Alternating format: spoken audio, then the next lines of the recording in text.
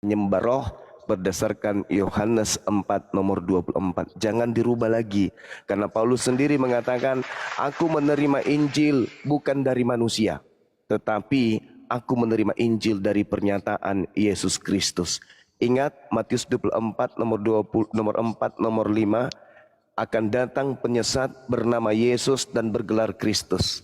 Alhamdulillah, itu kemudian kita bisa baca bahwasanya yang datang kepada Paulus menurut Paulus bukan manusia yang mengajarkannya Bible atau 13 kitab, melainkan roh berupa cahaya dan berupa suara yang datang kepada Paulus.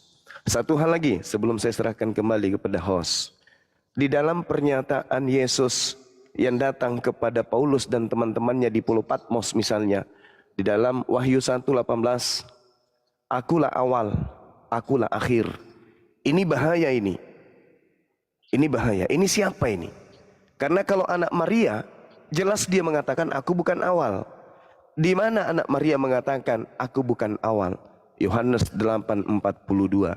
Aku datang sebagai manusia, bukan atas kehendakku sendiri. Yohanes 1 nomor 14. Firman itu telah menjadi daging. Nanti setelah kemudian menjadi daging, baru anak Maria itu ada. Belum lagi dikuatkan di dalam Lukas 2 nomor 11. Pada hari ini hari apa ini? Hari apa ini? Hari Kamis, tanggal berapa ini hari? Tanggal 6. Pada hari ini telah lahir bagimu Juru Selamat, yaitu manusia yang diurapi Tuhan di kota Daud. Berarti dia berawal.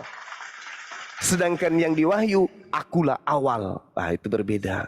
Itu sangat berbeda. Sangat menarik apa yang dibacakan oleh adik saya tadi di Lukas 4. Tapi tolong lanjutkan ke data nomor 13-nya. Di situ endingnya. Setelah kemudian iblis tidak berhasil mencobai Yesus, iblisnya mundur dan menunggu waktu yang tepat. Jadi ketika iblis tidak berhasil mencobai Yesus, iblis tidak pensiun. Iblis mencari di mana titik-titik aku iblis bisa masuk. Nah, ada sesi kata Al-Quran, wa iyyaduuna illa syaitan marida, yang mereka sembah adalah iblis yang terkutuk. Ada titik di mana iblis itu masuk menyusup di dalam pengajaran Nabi Isa alaihissalam akibat dari makar yang mereka buat. Wa makaru wa makarallah wallahu khairul makirin. Mereka membuat makar sehingga Allah sebaik-baiknya pembalas kejahatan. Nah, ini makanya di endingnya kemudian apa kata Yesus? Enyahlah daripadaku, aku tidak mengenal kalian. Kalian semua adalah pembuat kejahatan. Disebut oleh Yesus, kalian adalah orang sesat. Dan kemudian Yesus mengatakan, waspadalah kepada penyesat. Apa gelar penyesat setelah Yesus datang? Bukan sallallahu alaihi wasallam, tetapi Kristus. Dan dia akan menyesatkan banyak orang. Mana orang banyak pengikut Kristus di dunia ini? Jangan cari di Islam, jangan cari di Hindu, jangan cari di Buddha. Karena menurut penelitian dan pernyataan dan pengakuan, Kristen artinya pengikut Kristus. Muncul pertanyaan, tanda tanya besar sebesar lapangan bola. Apa katanya? Kristen, pengikut Kristus. Kristus mana yang Kristen ikuti? Nah, itu yang perlu dijawab oleh saudara-saudara kita Kristen. Demikian sementara, silakan diambil alih. Yang pada intinya Kolose 1 nomor 24, Paulus adalah pelengkap dari penyaliban. Tidak sempurna penyaliban itu tanpa Paulus ikut juga mengorbankan dirinya. Demikian, lanjut. Siap Bang Damas. Silakan Bang Daniel, ditanggapi Bang Daniel. Narasi-narasi dari Bang Zuma, silakan Bang Daniel. Bang Daniel. Halo Daniel. Aduh, ini udah teberak ulasan Bang ini.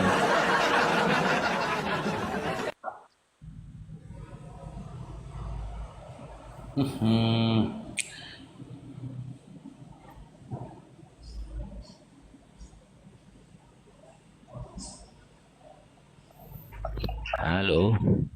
Iya, dari tadi Bang ditungguin Bang. Silakan Bang. Abang tadi dengar kan narasi-narasi dari Bang Zuma, dengar tadi kan Bang. Nah, ini kan bulan puasa ya. Iya, Halo. kenapa Bang? Nah, Iya, coba bulan puasa kenapa? coba dibukakan itu Musnad Ahmad 24775, coba saya pengen dengar.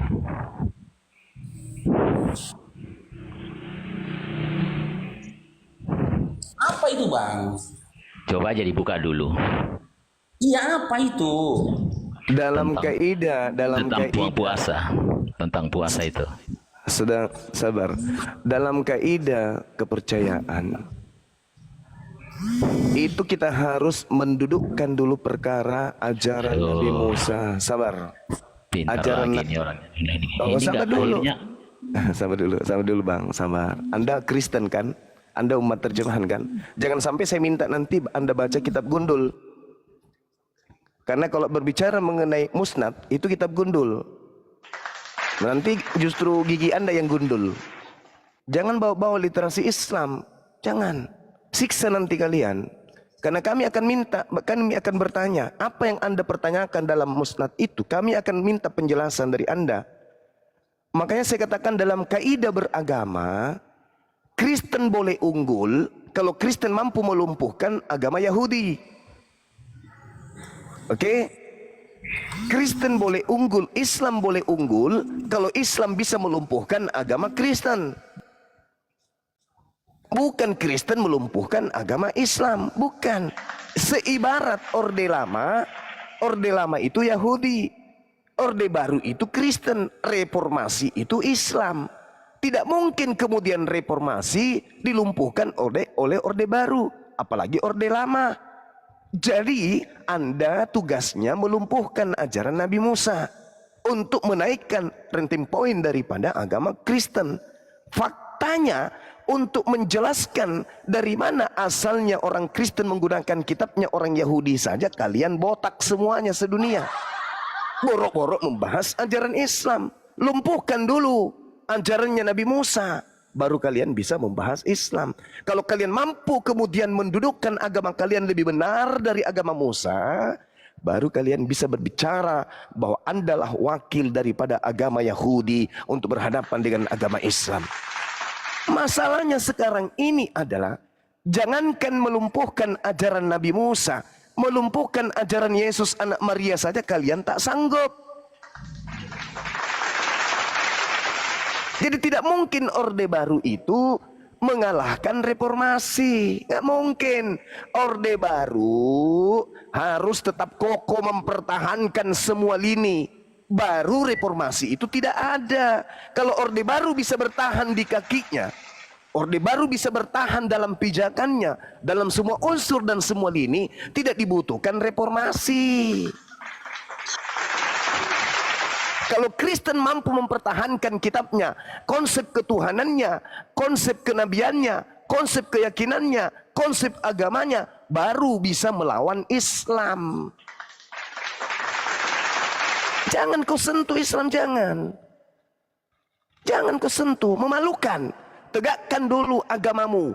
Nah, kalau saya nih sebagai seorang Muslim membahas tentang Kristen, membahas tentang Yahudi, ya wajar, karena agamaku adalah agama Reformasi. Kamu Orde Baru, Yahudi Orde Lama. Reformasi mencakup kedua lini tersebut. Jangan kau balik-balik. Duduk. Dari mana kau mendapatkan pengajaran misalnya perjanjian lama? Dari mana ilmunya? Kalau Al-Quran jelas, ya'iduhum wa yumannihim wa ma ya'iduhumu syaitan illa gurura. Apa kata Quran saya? Setan yang telah memberikan janji-janji kepada orang kafir. Nah, kalian tuh. Dan setan yang membangkitkan angan-angan kosong pada mereka orang-orang kafir. Nah, kalian tuh. Padahal setan itu hanya menjanjikan tipuan belaka kepada mereka. Ini yang harus diuji. Benar Al-Quran mengatakan bahwa yang kalian sembah itu adalah setan? Itu. Jangan pula kau yang bertanya, coba Musnad 4 nomor sekian. Apanya itu, nggak nyambung kali kau. Jadi dudukkan dulu agamamu itu pada pondasi yang kokoh, baru kau balik menghantam Islam. Kalau agamamu seibarat membangun rumah di atas pasir, tanpa semen, tanpa batu karang, jangan coba-coba. Nah, agamamu kawan, agamamu dari semua lini rapuh. Kalian bisa tegak berdiri hanya oleh karena adanya penguat. Apa itu? Simpul perpuluhan. Ini yang membuat agama Anda bertahan. Kalau dari aspek akal, mana yang masuk akal? Tuhan jadi bayi nggak masuk akal. Ayo, orang-orang yang mengumpulkan berita-berita kemudian yang terjadi di antara peristiwa berasaskan atas penelitian, penyelidikan, dan asas manfaat, itu tidak bisa dijadikan sebagai tolak ukur bahwa itu adalah firman Tuhan. Nggak lulus. Paulus, nabimu, tidak pernah bertemu dengan Yesus sang sumber. Tidak pernah. Lukas, nabimu, yang kau sembunyikan identitasnya dengan mengatakan dia rasul, tidak pernah bertemu dengan Yesus. Bahkan kitab yang kau gunakan tidak memiliki legitimasi. Tidak ada standar kemudian dari Yesus kepada kitab-kitab kamu itu. Jadi bagaimana mungkin mau melawan Al-Quran? Nggak bisa. Mau melawan Islam? Nggak bisa. Jual dulu agamamu dengan harga yang mahal. Karena selama ini yang kami lihat, membelinya dengan 1 rupiah pun kami ogah. Kami masih menghargai Yahudi, di mana Al-Quran masih mendudukkan mereka. Yahudi masih didudukkan, ya ahlal kitab, ya ahlal kitab, qad ja'akum rasuluna yubayyinu lakum, masih disebut sebagai ahli kitab. Sedangkan Kristen itu, maaf, Kristen itu bukan ahli kitab. Sekali lagi, gaungkan kemana-mana, Kristen bukan ahli kitab. Bahkan ahli terjemahan pun bukan. Makanya direvisi. Kalau ahli dalam bidang terjemah, nggak ada revisi, nggak ada koreksi Bible. Itu kawan, ya. Jadi Al-Quran mendudukkan kemudian orang-orang Yahudi masih punya nilai.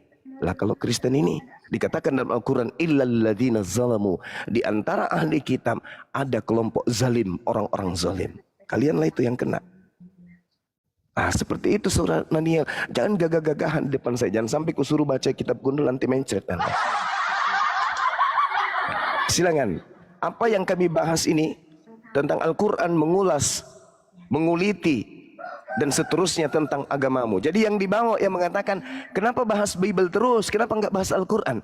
Ketika kami membahas Bible, sama dengan kami sedang membahas Al-Quran. Karena Al-Quran mencakup semua ajaran, termasuk yang kalian anut. Oke? Sedangkan kitabmu tidak pernah membahas tentang Islam.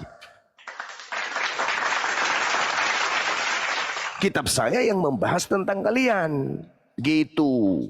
Jadi kalaupun kalian ingin bertanya tentang Quran, tanya, Bang Suma, ya Paman, yang dikatakan di dalam Al-Quranmu itu bahwa celakalah orang yang menulis sebuah kitab dengan tangannya sendiri dan mengatakan itu dari Allah. Itu kitab yang mana ya? Orang yang mana yang dimaksud oleh Al-Quran? Itu kalau mau bertanya tentang Quran. Bang Suma, ya Paman, ketika kemudian dalam Al-Quran dikatakan, wa isqalallahu ya Isa bin Maryam a anta qulta linnas tahizuni wa ummi. Wahai Bang Suma, ketika di Al-Quranmu dikatakan ada nama seorang nabi bernama Isa Al-Masih, ditanya oleh Tuhanmu Bang Suma, apakah engkau yang mengajarkan orang-orang ini menuhankan diriku menuhankan dirimu selain daripada aku? Pertanyaan saya Bang Suma, itu yang ditanya itu siapa? Dan siapa yang menuhankan Nabi Isa? Tolong terangkan kepada saya. Itu baru bertanya tentang Al-Quran yang betul. Bang Suma, ketika Al-Quranmu mengatakan wa idza husyiran nasu kanu lahum a'da wa kanu bi ibadatihim kafirin. Bang Suma, ketika dikatakan bahwa apa yang mereka sembah selain daripada Allah akan menjadi musuh mereka. Mereka itu siapa Bang Suma? Kok ada yang menyembah, kemudian yang disembah itu menolak sembahannya? Itu siapa Bang Suma? Di dalam Al-Quran. Itu baru bisa bertanya tentang Quran, tanya tentang Islam. Ini yang ditanya musnad. Baca ejaan hijaiyah saja nggak bisa. Entah apa-apanya pola pikirnya. Dudukkan dulu agamamu, bahwa agamamu itu bisa dijual dengan harga mahal. Baru membahas tentang agama yang datang sebagai reformasi. Begitu kawan. Ya, tadi saya membawa data Kolose 1:24. Itu yang Anda bantah. Kenapa Paulus menyempurnakan kekurangan penderitaan Kristus? Berarti ketika dia menderita di atas tiang salib itu masih kurang. Pauluslah yang menggenapi. Berarti yang menebus dosa-dosa kalian itu Bapak Paulus. Jangan pula kau tanya musnad. Kau tanya itu Kolose 1:24 itu kau terangkan supaya kita mengerti gitu. Oh, reformasi, oh Islam belum layak hadir karena Kristen itu adalah agama yang betul. Nah, mana buktikan dulu. Kalau tidak betul, kalau sudah salah, harus ada dinul, harus ada sirat, harus ada jalan keselamatan. Kalau sudah salah yang terdepan, maka harus muncul jalan keselamatan satu-satunya. Ini faktanya Anda belum bisa menunjukkan jalan keselamatan di agama Anda. Untuk sekedar menyembah orang atau makhluk bernama Yesus Kristus aja, kamu belum sanggup untuk mempertanggungjawabkannya. Ayo, ajarkan kami, dari mana pulanya kita harus menyembah kepada roh? Bisa enggak? Oh, bisa. Islam datang mengajarkan kemudian menyembah kepada pencipta langit dan bumi yang tidak serupa dengan roh. Nah, itu baru bisa dijual dengan mahal. Hei saudara-saudara, ya paman, marilah kita menuju kepada jalan Kristen. Untuk apa? Menyembah kepada roh. Mana laku? Orang Indonesia disuruh menyembah roh, tak maulah. Kecuali orang yang sudah terdoktrina dari kecil oleh kedua orang tuanya. Tapi kalau orang berakal, mana bisa? Marilah kita menyembah kepada roh. Belum lagi kalau ditunjukkan roh bertanduk 7, bermata 7. Mana bisa laku di Indonesia, nggak bisa. Kecuali Anda kasih minum orang itu tua, biar dia lupa ingatan. Tapi kalau selama masih sehat, tidak akan mungkin. Nah, jadi membahas agama saudara itu sama dengan membahas agama saya. Karena agama saya, ruang lingkupnya litubayyina linnasi ma nuzzila ilaihim wala'allahum yatafakkarun. Islam datang untuk membimbing manusia kepada seluruh kebenaran. Maka Islam membahas agamamu, Islam membahas Yahudi. Ada enggak agamamu membahas Islam? Enggak. Yang dibahas agamamu adalah sosok Yesus itu adalah orang Islam, Muslim. Yesus mengajarkan menjadi Muslim itu, tapi tidak membahas Islam, tapi membahas bagaimana Yesus harus hidup, bagaimana pengikutnya harus hidup. Oh, ternyata Yesus dan pengikutnya kudu wajib hidup sebagaimana Muslim hidup. Itu saudara. Nggak ada Yesus mengajarkan Kristen, itu nggak ada. Yesus anak Maria tidak pernah mengajarkan Kristen. Bahkan menyentuh kata Kristen pun Yesus anak Maria itu tidak. Lalu siapa yang mengajarkan menjadi Kristen? Ya tadi penebus dosa kalian, Bapak Paulus itu. Jadi terlalu berat kawan, terlalu berat kau masuk ke isu musnad. Belum lagi si Edis, apa-apa itu pelawak. Kalau ada agama baru nih, agama baru muncul. Agama baru, misalnya nih, ada agama baru muncul. Namanya agama bom-bom. Inilah agama bom-bom, jalan satu-satunya sebagai jalan terakhir untuk mengajak manusia kepada keselamatan. Apa yang kami umat Islam pakai hantam mereka? Yang kami pakai hantam mereka ya agama Islam. Al-Quran yang kami hantam, yang kami pakai untuk menghantam mereka. Coba lihat, ketika ada sekelompok orang muncul tiba-tiba, sholatnya 3 rakaat, mereka mengharamkan kemudian puasa, kemudian mereka mengharamkan semua. Islam datang kan, Majelis Ulama Indonesia berdiri paling depan kan, apa yang dibawa? Yang dibawa adalah Al-Quran. Kamu salah, ini Al-Quran saya yang benar. Al-Quran saya menerangkan begini, bla bla bla bla. Al-Quran saya menerangkan bla bla bla bla. Kamu salah, kamu sesat. Ini Al-Quran yang menerangkan. Sambil menjelaskan, menguraikan isi Quran. Itu baru betul. Lah ya sekarang muncul Islam setelah Kristen. Yang Anda lawan adalah Islam. Yang Anda pakai untuk membunuh Islam adalah kitabnya Islam itu sendiri. Kan lawak-lawak. Harus Anda menggunakan senjata Anda. Islam, yang paman, kamu salah telah menyembah yang maha besar. Yang benar adalah pada hari ini telah lahir anak bayi juru selamat, yaitu Kristus di kota Daud. Itu kau pakai untuk lawan Islam, untuk melumpuhkan Islam, supaya agamamu itu terjual dengan harga yang mahal.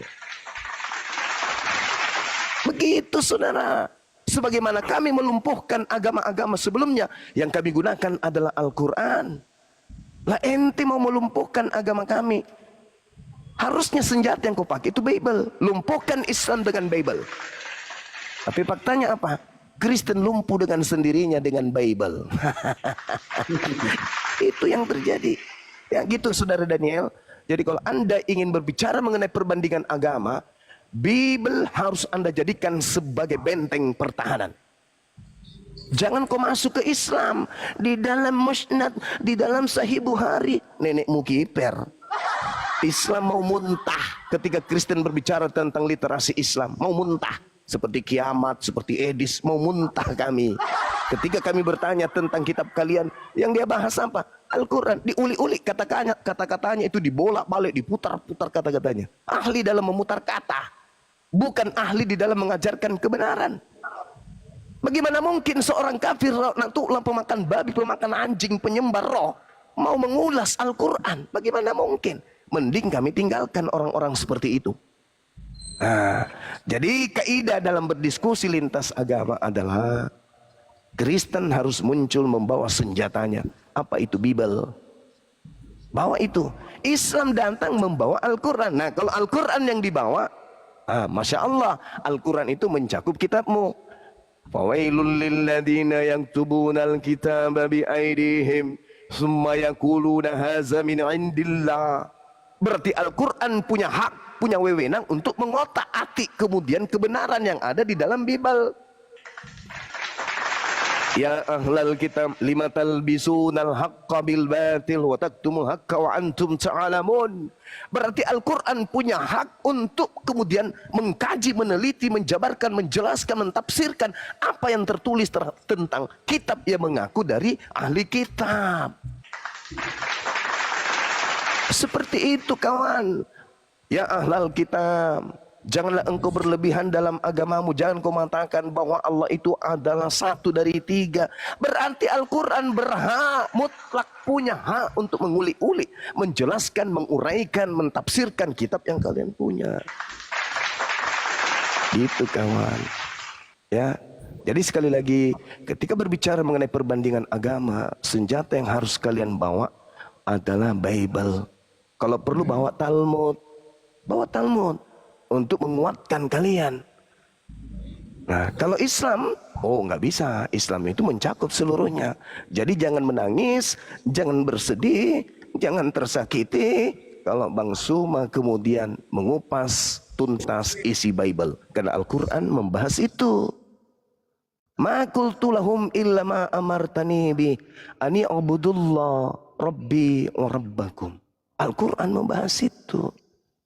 Makanya kemudian dikatakan, wahai Nabi, jika kamu ragu tentang kenabianmu, jika engkau ragu tentang aku yang adalah Tuhanmu, jika engkau ragu tentang kerasulanmu, jika engkau ragu terhadap Al-Quranmu, tanya kepada orang yang lebih dulu membaca kitab.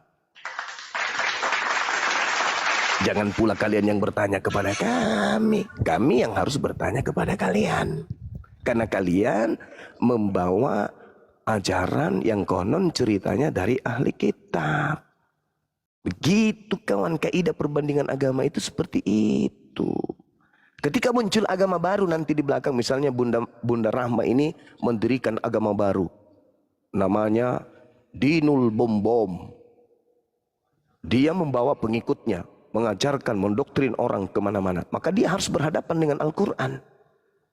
Lumpuhkan Bunda Rahma Al-Quran saya. Baru ente bisa kemudian mendirikan agama dan kami meninggalkan agama kami. Menuju kepada agamamu yang betul dengan membawa kitabmu itu.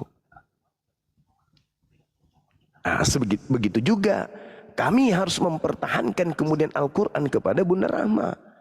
Al-Quran yang harus kami pakai kepada Bunda Rahma dengan agama barunya. Bahwa Al-Quran ini betul, tak ada lagi yang lain. Dengan jalan kami menjelaskan isi-isi Quran. Begitu juga harusnya saudara Kristen. Islam datang belakangan, maka Kristen harus melumpuhkan Islam itu dengan memberikan serangan-serangan dari Bible kepada Quran, kepada Islam. Pertahankan Al-Quran, pertahankan kebenaran Bible.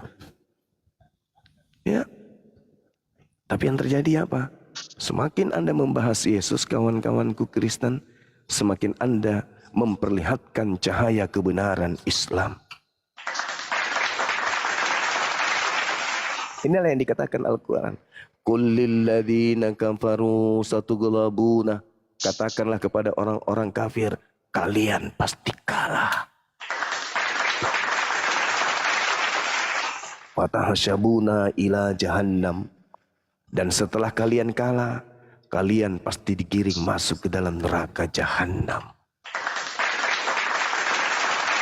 Ini Al-Quran saya mengatakan.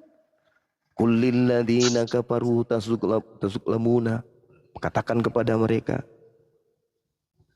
Katakan kepada mereka, mereka pasti akan dikalahkan dan akan digulung, akan digiring mereka ke dalam api neraka jahanam. Nah, Al-Quran saya mengatakan, nah kamu harus tampil. Al-Quranmu salah kawan. Kau mengatakan kami orang-orang kufur yang ingkar kepada Islam, kepada Allah dan Rasulnya akan kalah. Buktinya kami menang. Nah, buktikan mana kemenangan itu. Gitu.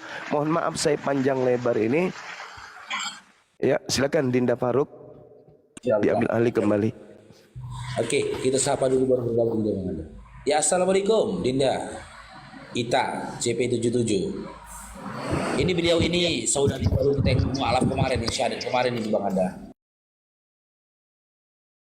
Masya Allah, Masya Allah. Silakan salam kenal dari Bang Faruk, Guru Zuma. Waalaikumsalam warahmatullahi wabarakatuh.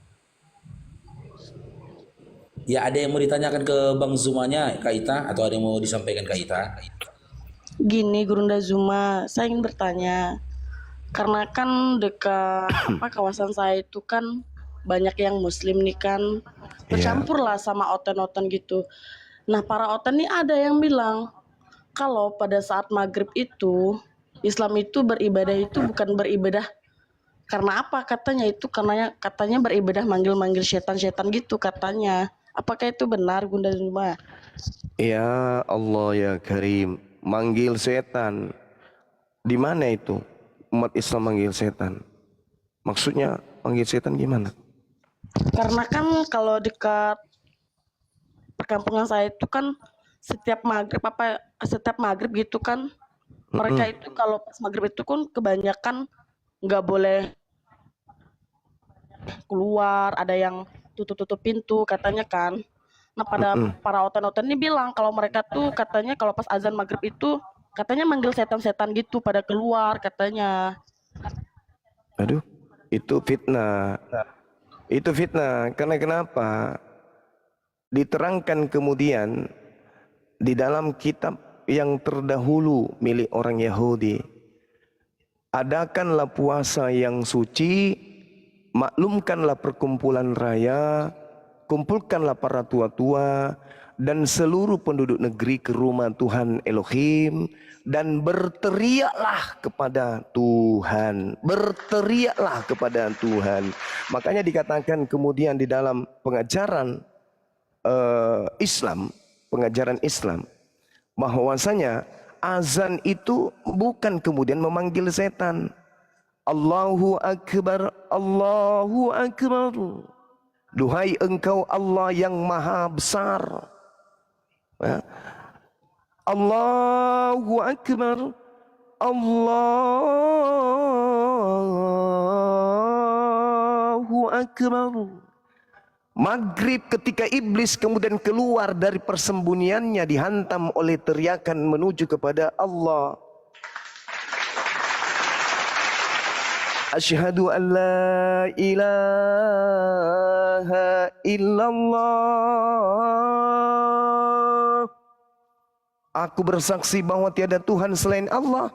Ini seruan yang harus diteriakkan kepada seluruh penjuru bumi. Asyhadu anna Muhammadar Rasulullah.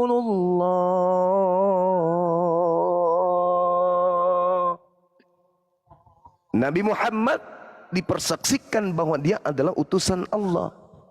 Hayya 'alas shalah. Mari menundukkan jasad dan roh kita kepada Sang Pencipta yang maha tinggi. Tunduk, berserah diri, menyembah kepada Sang Pencipta langit dan bumi. Hayya 'alal falah. Mari menuju kemenangan. Menang dari mana? Menang dari nafsu duniawi. Makanya mereka menanggalkan semuanya. Mereka kemudian membasuh tangan, membasuh wajah, membasuh kakinya, berjalan menuju rumah ibadah. Mereka bersujud kemudian untuk apa? Menuju kemenangan. Allahu Akbar, Allahu Akbar. Wahai dikau yang maha besar, la ilaha illallah. Tiada Tuhan selain engkau. Mana panggilannya kepada setan? Panggilan kepada setan itu yang bernyanyi, Yesus Kristus. Kenapa saya katakan? Karena Yesus sendiri mengatakan bahwasanya penyesat itu bergelar Yesus Kristus. Ia memanggil Yesus Kristus kan Kristen. Ketika kemudian diterangkan di dalam kitab terdahulu, nyanyikanlah nyanyian baru bagi Tuhan. Yang diminta kemudian nyanyikan itu adalah keturunan Kedar. Nah, kalian apakah keturunan Kedar? Baiklah langit, baiklah gunung-gunung, baiklah desa, baiklah kota, menyanyikan nyanyian baru. Desa-desa yang didiami kemudian oleh keturunan Kedar. Nah, itu siapa itu? Siapa keturunan Kedar itu? Bangsa Arab. Apa nyanyian barunya? Yang barusan. Allahu Akbar, Allahu Akbar. Allahu Akbar, Allahu Akbar. Asyhadu an la ilaha illallah.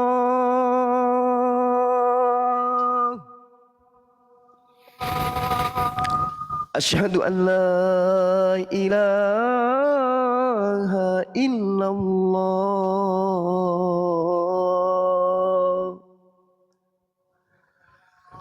Asyhadu anna Muhammadar Rasulullah.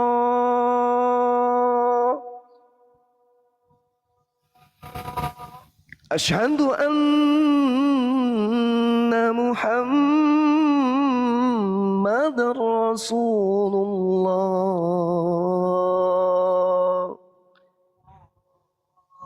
Itu nyanyian baru yang diminta dan dinubuatkan kemudian di dalam Mazmur 96 dan juga di Yesaya 60. Baiklah desa-desa, baiklah kota-kota, bukit-bukit, danau-danau yang didiami oleh Kedar dan keturunannya menyanyikan lagu baru. Siapa Kedar? Anak kedua dari Nabi Ismail. Berarti perintah di situ, baiklah sejazirah Arab, sebenua Arab menyanyikan lagu baru.